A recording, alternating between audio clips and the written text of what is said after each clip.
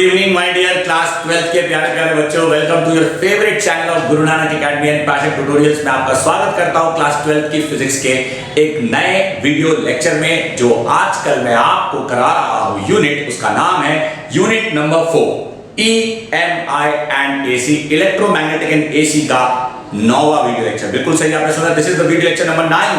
यानी इससे पहले मैं कुल मिलाकर आपको दे चुका हूं 8 वीडियो लेक्चर, और अगर अभी तक किसी स्टूडेंट ने मेरे इससे पहले वाले वीडियो लेक्चर्स नहीं देखे हैं तो मेरी उसको सजेशन है कि एक बार वो जरूर देख ले, ताकि आपको आज के वीडियो में पढ़ाया जाने वाला टॉपिक जरूर समझ आ जाए। एक बच्चा कहता है सर क्यों, क्या आज के वीडियो में आप जो बातें बता रहे हो क्या वो पिछले वाले वीडियो से रिलेटेड है? जी हाँ, आज आपको मैं टिपिकली दो ही करंट एलिमेंट्स के बारे में बताने जा रहा हूं। एक हम बात करेंगे इंडक्टर की, एक हम बात करेंगे कैपेसिटर की। एक बच्चा कहता है यानी आप रेजिस्टर की बात नहीं करोगे। मैं रेजिस्टर की बात नहीं करूंगा, मैं बात कर रहा हूं उस ऑल्टरनेटिंग करंट सर्किट की जिसमें लगा होगा इंडक्टर और लगा होगा capacitor. So today's video lecture is entirely based on a LC circuit, it is not based on RLC circuit. RLC circuit इससे पहले वाले वीडियो लेक्चर में बता चुका हूं।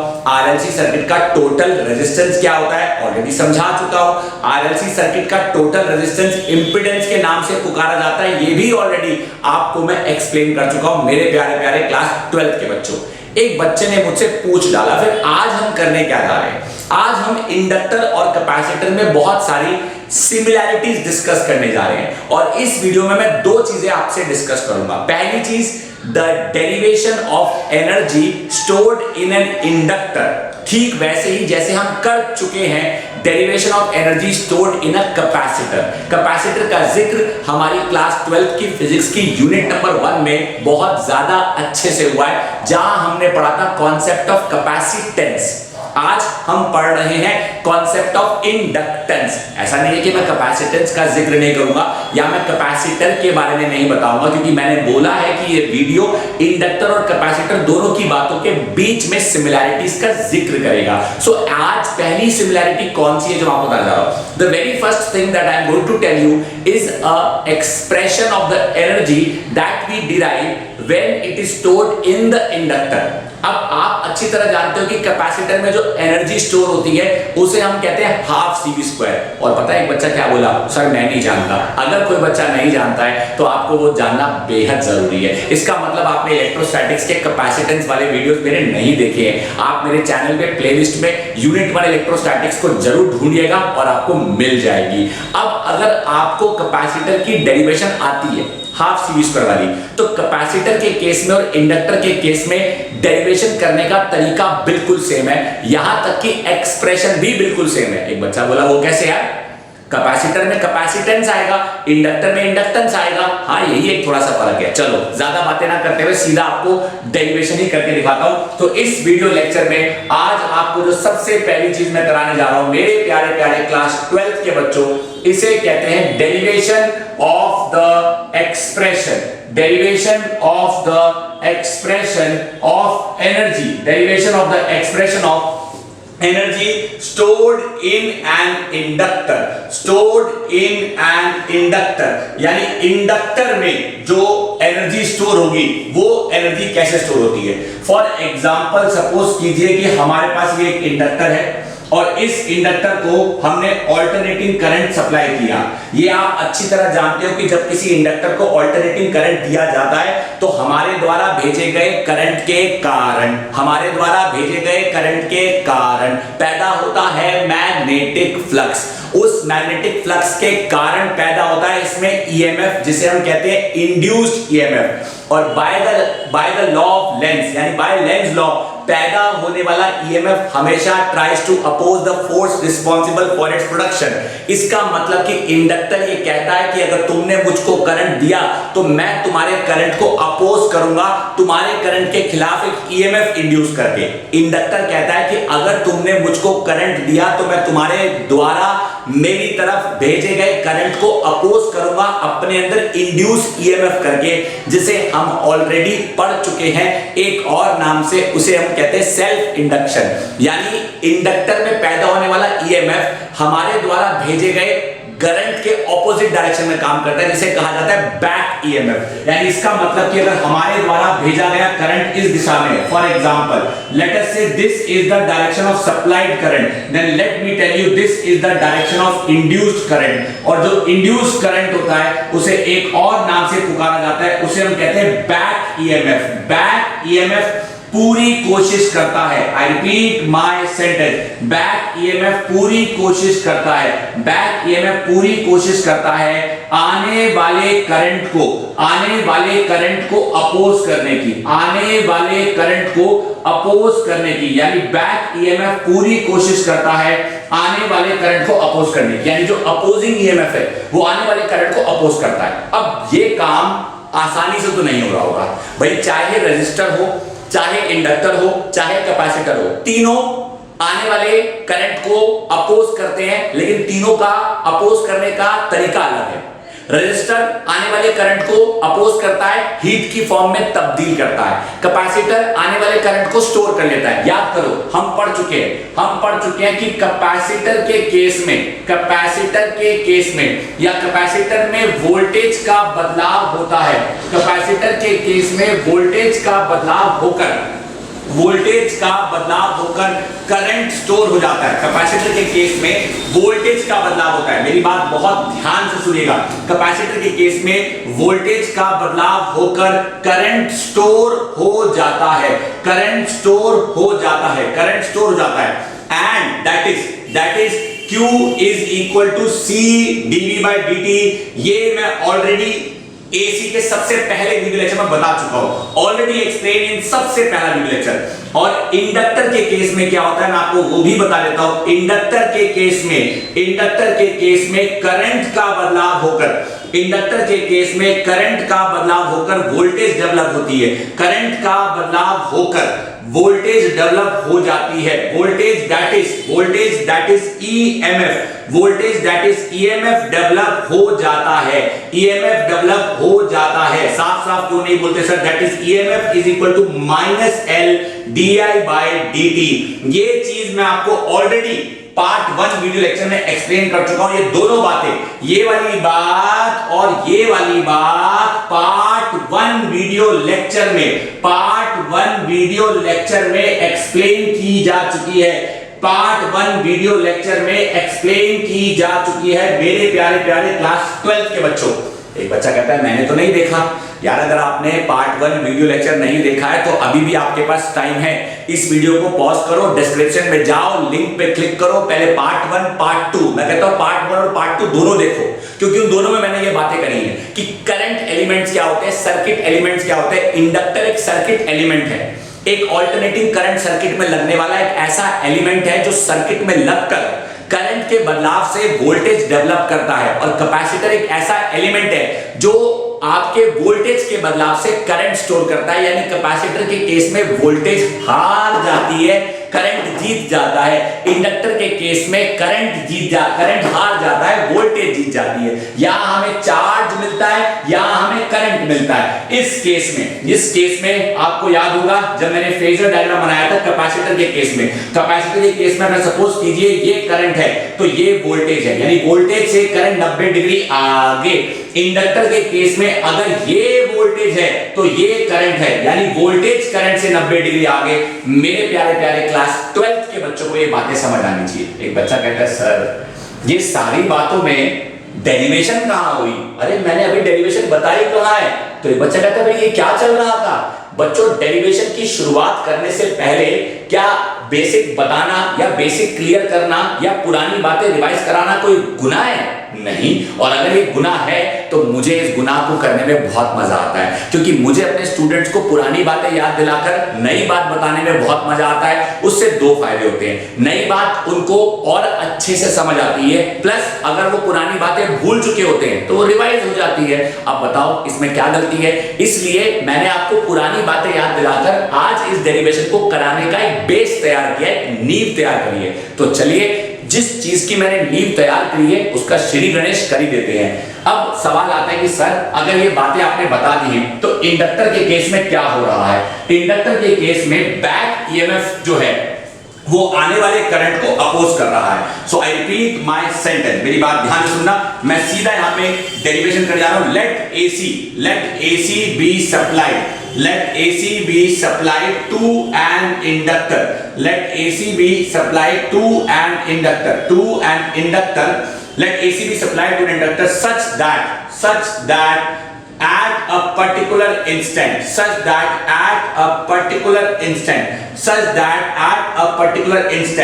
when there takes place the badlav of current, when there takes place the badlav of current, some back EMF is developed। मेरी बात बहुत ध्यान से सुनना, ये चीज इंपॉर्टेंट है। Some back EMF is developed which tries to oppose, I repeat by sentence, with some back EMF is developed by the virtue of self-induction, which tries to oppose the badlav of current, और ये जो back EMF पैदा हुआ होगा वो हुआ होगा -L di/dt। मेरे प्यारे प्यारे क्लास 12th के बच्चों, therefore हम कह सकते हैं कि इंड्यूस्ड वोल्टेज के द्वारा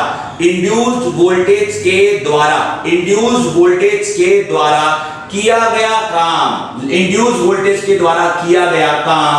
B dW, और हम कह सकते हैं कि let dW be the small amount of work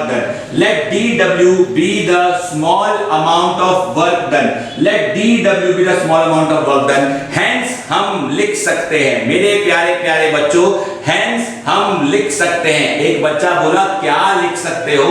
हम लिख सकते हैं कि dW is the small amount of work done per unit time। dW/dt मतलब क्या होता है? Power into work done upon time क्या होता है? पावर होता है। यानी आपको पता है कि पावर क्या होता है? पावर यानी कि हम यहाँ पे सिंपल शब्दों में लिख सकते हैं पावर, और वी कैन राइट EI, या मैं सीधा लिख सकता हूं और dW/dt is equal to minus E मतलब वोल्टेज, -L di, और साथ में हमारे पास I/dt। सो देयरफॉर मेरे प्यारे प्यारे बच्चों, देयरफॉर हम कह सकते हैं दैट dW, और हमारे पास यहां पे आ गया ये वाला dt से dt कैंसिल हो गया, तो dW comes out to be -Li और साथ में di। तो integrating both sides, integration of dW is equal to integration of -Li di।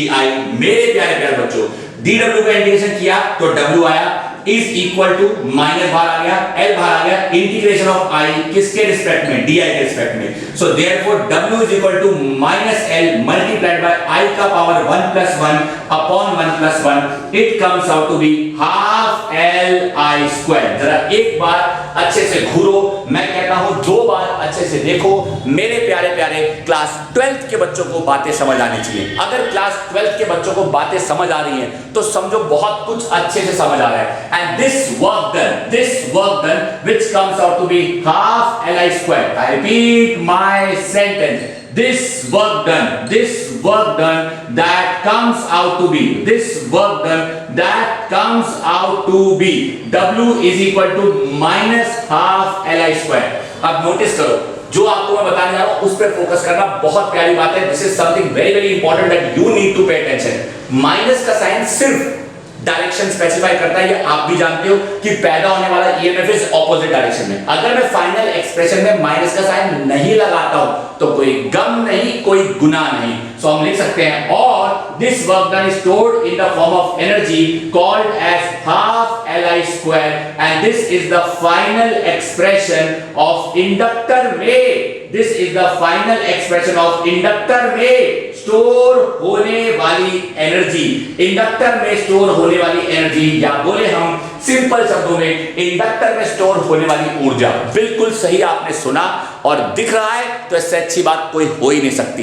This means that if as a student of class 12 आप board पे मेरे द्वारा लिखी हुई, बताई हुई, समझाई हुई सारी बातों को अगर अच्छे से देख पा रहे हैं और ये सारी बातें आपको अच्छे से समझ आ रही हैं, सो मेरे प्यारे प्यारे बच्चों, let me tell you, this is a very very simple and छोटी सी 2 या 3 मार्क्स की डेरिवेशन, जनरली 3 मार्क्स में न्यूमेरिकल भी आ जाता है, लेकिन कैन यू सी, आपने एक चीज नोटिस करी कि वहां पे जो एनर्जी थी वो एनर्जी कैपेसिटर की एनर्जी थी, ये जो एनर्जी है ये इंडक्टर की एनर्जी है। कैपेसिटर में चार्ज स्टोर होता है, इंडक्टर में वोल्टेज स्टोर होती है, यानी ईएमएफ डेवलप होता है जो कि बैक ईएमएफ होता है। कैपेसिटर में स्टोर हुई एनर्जी को हम इलेक्ट्रोस्टैटिक एनर्जी कहते हैं और इंडक्टर में स्टोर हुई एनर्जी को मैग्नेटोस्टैटिक एनर्जी कहते हैं। एक बच्चा कहता है चुंबक कहां से आ गया? क्यों? आप जो करंट भेज रहे हो उस करंट से इस इंडक्टर में ईएमएफ कैसे आया? पहले ईएमएफ आया या पहले मैग्नेटिक फ्लक्स का बदलाव आया? पहले मैग्नेटिक फ्लक्स का बदलाव आया, यानी आपने कुछ करंट भेजा, जो करंट आपने भेजा वो धीरे धीरे बढ़ा, जब धीरे धीरे करंट का बदलाव हुआ तो करंट के बदलाव से फ्लक्स का बदलाव हुआ, जब फ्लक्स का, या फिर मुझे कहना चाहिए कि करंट के बदलाव से फील्ड का बदलाव हुआ, फील्ड के बदलाव से फ्लक्स का बदलाव हुआ, और जब फ्लक्स का बदलाव हुआ तो ईएमएफ इंड्यूस हुआ, और जब ईएमएफ इंड्यूस हुआ तो उस इंड्यूस्ड ईएमएफ ने उस वजह के खिलाफ काम किया जिस वजह ने उसे जन्म दिया।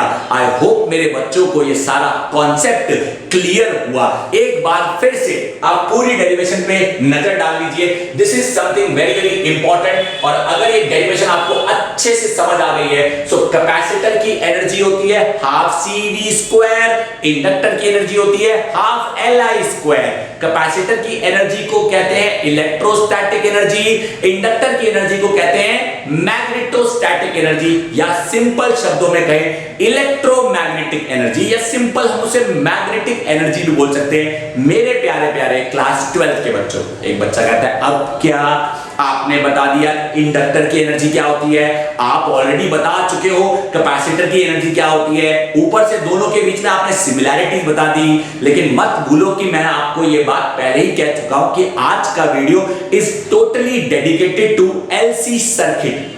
एक बच्चा कहता है हाँ ये तो आपने पहले ही कहा था कि आज का video is totally dedicated to LC circuit, लेकिन अभी तो फिलहाल आपने सर्किट में सिर्फ इंडक्टर लगाया, कैपेसिटर कहां लगाया? तो चलो ऐसे ही एक सर्किट जिसमें इंडक्टर लगाए उसमें कैपेसिटर लगाते हैं, और ऐसे सर्किट को कहा जाता है LC सर्किट। एक बच्चा कहता है उसमें आप क्या पढ़ाने वाले हो? LC सर्किट से ताल्लुकात रखने वाला एक फिर से छोटा सा थ्योरेटिकल टॉपिक है जो आपको पता होना चाहिए if you are a student of class 12 and if you are studying unit number 4 EMI and AC। तो मेरा अगला टॉपिक जो मैं आपको बताने जा रहा हूं उसे हम कहते हैं LC ऑसिलेटर, या सिंपल शब्दों में कहूं LC ऑसिलेशंस। एक बच्चे ने पूछा ये क्या होता है? अब समझ आएगा ये क्या होता है। एक बार फिर से इस पे नजर डाल लीजिए, और अगर ये आपको अच्छे से समझ आ चुका है so this is something very very important that you must pay attention, ताकि ना हो मेरे बच्चों को कोई टेंशन। हम पढ़ने जा रहे हैं the concept of LC oscillator. क्या होती हैं LC ऑसिलेशंस, क्या होता है LC ऑसिलेटर, ये मैं आपको पढ़ाने जा रहा हूं और कॉन्सेप्ट बताने जा रहा हूं। तो दीजिएगा अपना पूरा ध्यान ताकि ना हो मेरा कोई भी बच्चा जरा भी परेशान। ये जानते हैं व्हाट आर LC ऑसिलेशंस, या सिंपल शब्दों में कहूं what is the meaning of LC oscillator, या सिंपल शब्दों में यहां पे बोल रहा हूं व्हाट आर LC ऑसिलेशंस। ये LC ऑसिलेशंस क्या होती हैं? What are LC oscillations? अब LC ऑसिलेशंस के नाम से पता चल रहा है कि भाई ये जो भी है ये किसी ऐसे ऑल्टरनेटिंग करंट सर्किट से ताल्लुकात रखता है जिसमें इंडक्टर भी लगाए और कैपेसिटर भी लगाए। कैसे लगाए ये बहुत मैटर करता है, कैसे लगाए ये बहुत मैटर करता है। आप याद करो जब मैंने आपको RLC सर्किट पढ़ाया था तो मैंने ये स्पेसिफिकली मेंशन किया था कि हम रेजिस्टर, इंडक्टर और कैपेसिटर तीनों को सीरीज में लगा रहे हैं, लेकिन यहां पे इनको हम इस तरीके से नहीं लगाते जिस तरीके से RLC लगा। अब कैसे लगाते हैं सुनो, मैं आपको समझा रहा हूं, आपको समझ आना चाहिए ताकि मतलब आपको समझ आए। ये एक इंडक्टर लिया गया और इस इंडक्टर के साथ हमने यहां पे एक की लगा दी, और इस की को हमने यहां पे हमने कैपेसिटर लगा दिया, बिल्कुल सही, और यहां पे फिर से मैंने एक की लगा दी और यहां लगा दिया मैंने अपना ऑल्टरनेटिंग करंट का सोर्स, और ये मेरा सर्किट कंप्लीट हो गया। इसे मैंने नाम दिया की K1 इसे मैंने नाम दिया की K2, और ये आपको पता ही है क्या है, इसे हमने कहा कि भैया ये हमारा इंडक्टर है और ये हमारा कैपेसिटर है, ये हमारा कैपेसिटर है और ये हमारा सोर्स ऑफ अल्टरनेटिंग करंट है। एक बच्चा कहता है ठीक है सर मैं समझ गया कि आपके पास एक इंडक्टर है और आपके पास एक कैपेसिटर है, so this is your inductor and this is your capacitor, मैं समझ गया। अब आगे आप क्या कहना चाहते हो? जो मैं समझाने जा रहा हूं उसको समझने से पहले कुछ हमें समझ आना चाहिए। एक बच्चा कहता है जो आप समझाने जा रहे हो उसको समझने से पहले कुछ समझ आना चाहिए, मतलब उसको समझने से पहले मतलब कुछ हमें पता होना चाहिए। क्या पता होना चाहिए? आइए हम जानते हैं या हम ऑलरेडी जान चुके हैं। मैं यहां पे लिख रहा हूं हम ऑलरेडी जान चुके हैं, हम ऑलरेडी जान चुके हैं। क्या जान चुके हैं? कि हम ऑलरेडी जान चुके हैं कि इंडक्टर में स्टोर्ड एनर्जी, हम ऑलरेडी जान चुके हैं कि इंडक्टर में स्टोर्ड एनर्जी होती है, इंडक्टर में स्टोर्ड एनर्जी होती है हाफ Li² एंड कैपेसिटर में स्टोर्ड एनर्जी, कैपेसिटर में स्टोर्ड एनर्जी होती है U is equal to half CV²। ये कैपेसिटर की एनर्जी है और ये इंडक्टर की एनर्जी है। और ऊपर से हम ये भी जानते हैं कि कैपेसिटर में जो एनर्जी होती है, कैपेसिटर की जो एनर्जी होती है वो इलेक्ट्रोस्टैटिक एनर्जी होती है, यानी वो एनर्जी उसके पास चार्ज के रूप में स्टोर होती है। और हम ये भी जान चुके हैं कि इंडक्टर के पास जो एनर्जी होती है वो मैग्नेटोस्टैटिक एनर्जी होती है, उसके पास जो एनर्जी स्टोर होती है वो मैग्नेटिक फ्लक्स के फॉर्म में स्टोर होती है, इसलिए उसे मैग्नेटोस्टैटिक एनर्जी कहा जाता है। अब एक बच्चा बोला सर ठीक है मैं आपकी बात मान गया, लेकिन यहाँ पे आप क्या सिखाना चाहते हो? मैं यहाँ पे जो सिखाना चाह रहा हूँ या जो आपको बताने जा रहा हूँ वो पूरी तरह से थ्योरेटिकल कॉन्सेप्ट है। आपको एग्जाम में जब भी इस पे क्वेश्चन आएगा तो कैसे क्वेश्चन आएगा मैं बता देता हूँ। What do you mean by LC oscillator or what is the concept of LC oscillations or what are LC oscillations, how can they be obtained? अब LC oscillations क्या होती है ये बताने में जा रहा हूं। they can be obtained कैसे ये मैं बता रहा हूं। सुनो होगा क्या, मैं जो बातें बोल रहा हूं मैं चाहूं तो लिख सकता हूं, लेकिन मैं लिखूंगा नहीं, क्योंकि मैं चाहता हूं कि जब आप मुझे सुने तो आपकी नजरें, मेरी नजरें, आपका दिमाग और मेरे बोल आपके कानों तक पहुंचने चाहिए, यानी आपको मेरी बातें अच्छे से समझ आनी चाहिए। My prime motto is to make you understand, not just to write and make you feel कि हाँ भाई एक टीचर हमारे सामने पढ़ा रहा है, समझ आ गया या नहीं आ गया देखी जाएगी। प्रायोरिटी नंबर 1 यही थी कि आपको समझ आना चाहिए, और प्रायोरिटी नंबर 100 भी यही रहेगी कि आपको समझ आना चाहिए। शुरू कर रहा हूं, ध्यान से सुनना, अपने वर्ड्स में एक्सप्रेस कर सकते हैं। खुद सोच के देखो, अगर मैं की K2 को ओपन करता हूं और की K1 को क्लोज करता हूं तो क्या होगा? सोच के देखो। एक बच्चा कहता है बहुत सिंपल, अगर आप की K1 को क्लोज करते हो तो ये वाला सर्किट काम करेगा, ये वाला सर्किट काम करेगा, ये वाला सर्किट काम करेगा, ये वाला सर्किट काम करेगा। बिल्कुल सही सोचा।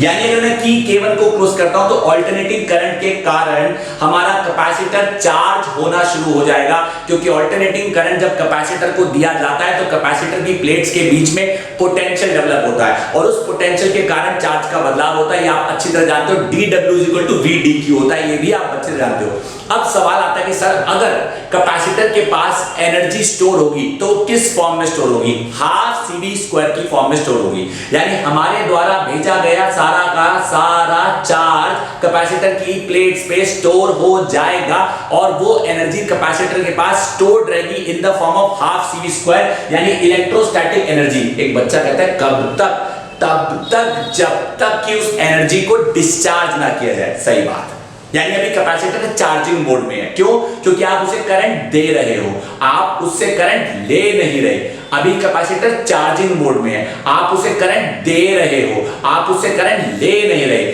इसी वजह से, क्योंकि कैपेसिटर चार्जिंग मोड में है, तो कैपेसिटर एक पॉइंट पे आके फुली चार्ज हो जाएगा। जिस पॉइंट पे आके कैपेसिटर फुली चार्ज हो जाएगा, हम उस पॉइंट पे इस की K1 को ओपन कर देंगे। एक बच्चा कहता है क्या फर्क पड़ता है, अब तो कैपेसिटर फुली चार्ज हो चुका है। हाँ बच्चों, क्या फर्क पड़ता है, लेकिन फुली चार्ज होने के बाद की K1 ओपन करूंगा तो कैपेसिटर के पास उसकी एनर्जी स्टोर्ड है। की K1 ओपन करके अगर मैं की K2 को क्लोज करता हूं तो आप सोच के देखो क्या होगा। एक बच्चा कहता है सर सोचना क्या, खुद ही हमें समझ आ रहा है कि जैसे ही आप की K2 को क्लोज करोगे कैपेसिटर में स्टोर हुई भी सारी की सारी एनर्जी को डिस्चार्ज होने का मौका मिल जाएगा। यानी जो अब मैं कहने जा रहा हूं वो बहुत इंपॉर्टेंट बात है, ध्यान से सुनना।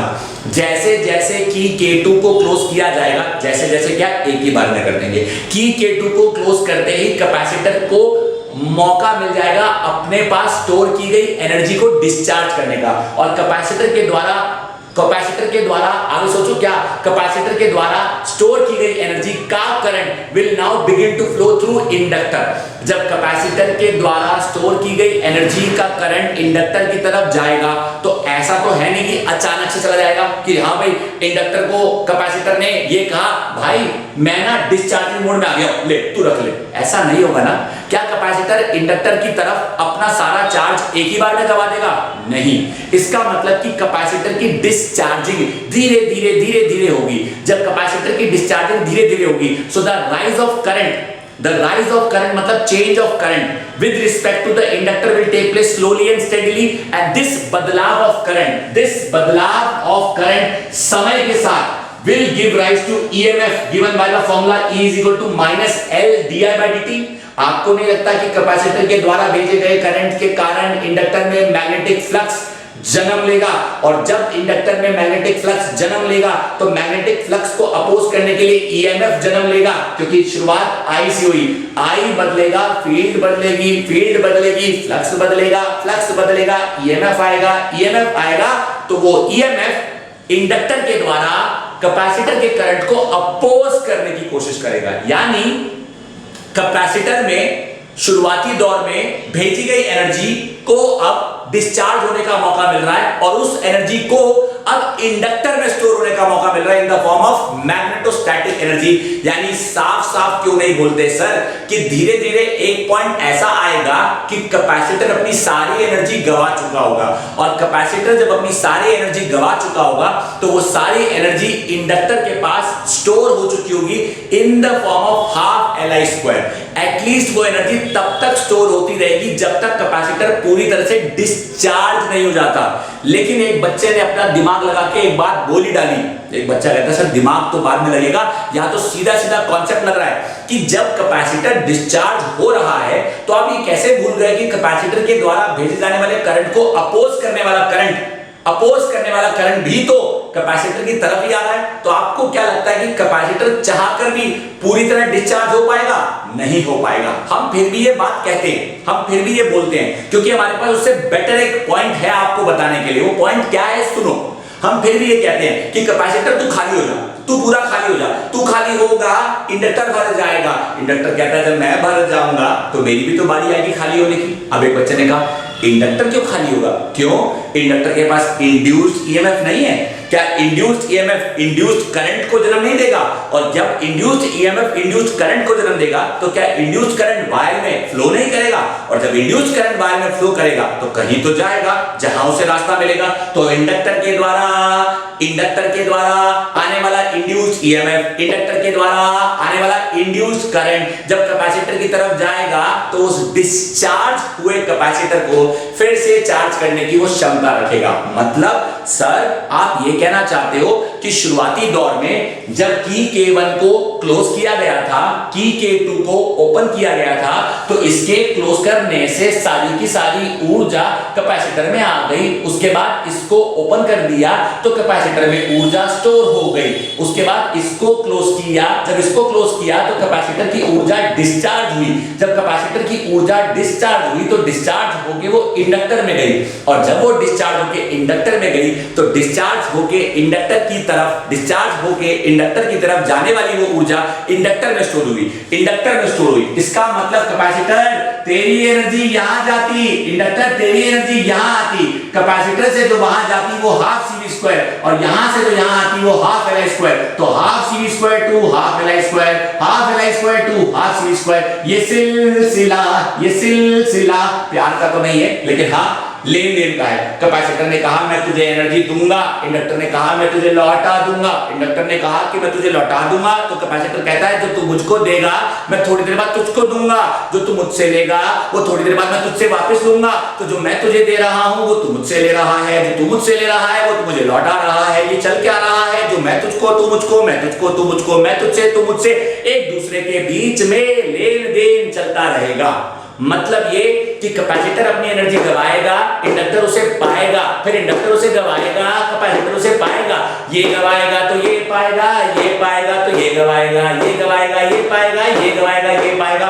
यानी the entire energy will oscillate between LC, LC and such oscillations are called as, मेरे प्यारे प्यारे क्लास 12th के बच्चों, LC oscillations। आपको क्या लगता है, क्या इस पूरे प्रोसेस में एनर्जी का लॉस कहीं नहीं हो रहा होगा? एक बच्चा कहता है सर मुझे लगता है कि एनर्जी का लॉस हो रहा होगा। एनर्जी का लॉस बहुत मिनिमल होता है। कोशिश ये की जाती है कि ये ऑसिलेशंस की जो फ्रीक्वेंसी है ये धीरे धीरे समय के साथ कम ना हो।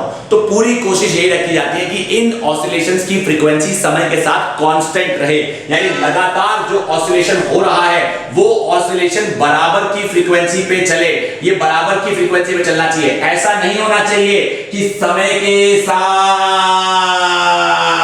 कम हो रहा है, नहीं। 11th क्लास में भी आप ये पढ़ चुके हो। इस तरह की ऑसिलेशंस को कहा जाता है डैम्प्ड ऑसिलेशंस। मैं आपको डैम्प्ड ऑसिलेशंस की बात नहीं कर रहा। यहां जो ऑसिलेशंस होती हैं उन्हें कहा जाता है अनडैम्प्ड ऑसिलेशन। मेरे प्यारे प्यारे क्लास 12th के न्यारे न्यारे बच्चों, आई होप आप सभी को कॉन्सेप्ट अच्छे से समझ आ रहा है। आई होप आप सभी को जो मैं समझा रहा हूं वो कॉन्सेप्ट क्लियर हो रहा है। एक बच्चा कहता है सर देखा जाए तो जो आपने कहा था वो बात तो आपने पूरी कर दी। आपने वीडियो की शुरुआत में कह दिया था कि today's video lecture is entirely based on the topic of LC oscillation, not RC, it's LC। So please don't take it as RC, it's LC। याद रखने के लिए RC बोल सकते हो। सो LC ऑसिलेशंस का जो पूरा का पूरा कॉन्सेप्ट है, क्या होता है LC ऑसिलेटर और क्या होती है LC ऑसिलेशंस, मैंने आप लोगों को बहुत अच्छे से बखूबी ये चीज समझा दी है और मुझे यकीन है कि आपको ये चीज अच्छे से समझ भी आई होगी। सो मेरे प्यारे प्यारे क्लास 12 के बच्चों, ऑल्टरनेटिंग करंट्स अपने आप में बहुत वास्ट यूनिट है और अभी इस यूनिट में मेरे द्वारा बताने वाला बहुत कुछ बचा है और जो बचा है उसे समझने के लिए, सुनने के लिए करना पड़ेगा थोड़ा सा और बेसब्री से आपको इंतजार। लेकिन याद रखें कि इसका मतलब ये नहीं कि उस इंतजार में कर दें आप अपना समय बेकार, क्योंकि मैं नहीं चाहता कि आपका समय हो बेकार। भले ही आपको करना पड़ेगा अगले वीडियो लेक्चर का थोड़ा सा इंतजार। जो आपने इस वीडियो को देखने में अपना दिया कीमती वक्त, उसके लिए मैं आप सभी का तहे दिल से करता हूं शुक्रिया। और है मेरी आपसे गुजारिश कि अगर अभी तक आपने कॉन्सेप्ट को पढ़कर किताब से वेरीफाई करना नहीं शुरू किया तो वो जरूर करें। So make sure that you verify the things that I have explained you in the video lecture. Read from the book, read from the notes that are available with you and do not waste your time. और अगर अभी तक आप में से किसी ने channel ही subscribe नहीं किया, लाइक नहीं किया, कमेंट नहीं किया, शेयर नहीं किया तो वो भी करना ना भूले मेरे प्यारे प्यारे क्लास 12 के बच्चों। वंस अगेन जो आपने अपना कीमती वक्त दिया उसके लिए मेरी तरफ से तहे दिल से शुक्रिया। Thank you.